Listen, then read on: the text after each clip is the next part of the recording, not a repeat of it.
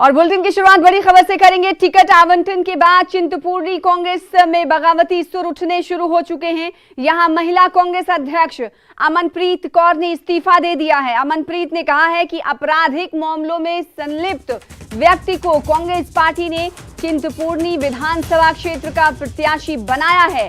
Chintpurni block Congress अध्यक्ष बलवान सिंह ठाकुर ने भी इसे दुर्भाग्यपूर्ण बताया है। कांग्रेस की हाल ही में आपको बता दें कि 17 प्रत्याशियों की सूची आई, जिसमें चिंतपूर्णी से सुदर्शन सिंह बबलू को टिकट दिया गया है और उसके बाद से ही बगावती सुर जो हैं शुरू हो चुके।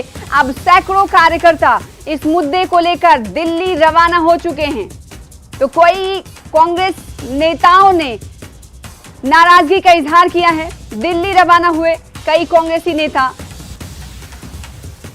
बगावती सुर पार्टी आलाकमान से करेंगे बात। चिंतपूर्णी सीट की बात हो रही है, जहां पर बगावत के सुर देखने को मिल रहे हैं। सुदर्शन सिंह बबलू को टिकट देने पर यह बवाल देखने को मिल रहा है। कई कांग्रेसी नेता नाराज हैं और इसीलिए उन्होंने इस्तीफा भी दे दिया है। अब साथ ही साथ दिल्ली रवाना हो चुके हैं कार्यकर्ता और आला कमान से मुलाकात के लिए रवाना हुए हैं।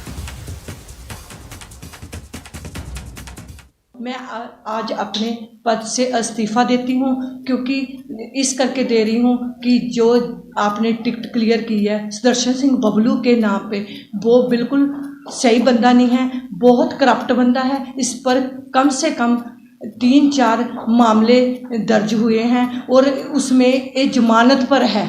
और ताज़ा मामला था ये एक है कि जो इस बार 2-3 महीने हुए हैं उस पर जमानत पर रहा है और इसको टिकट ना दी जाए, कैंसिल की जाए इसकी टिकट।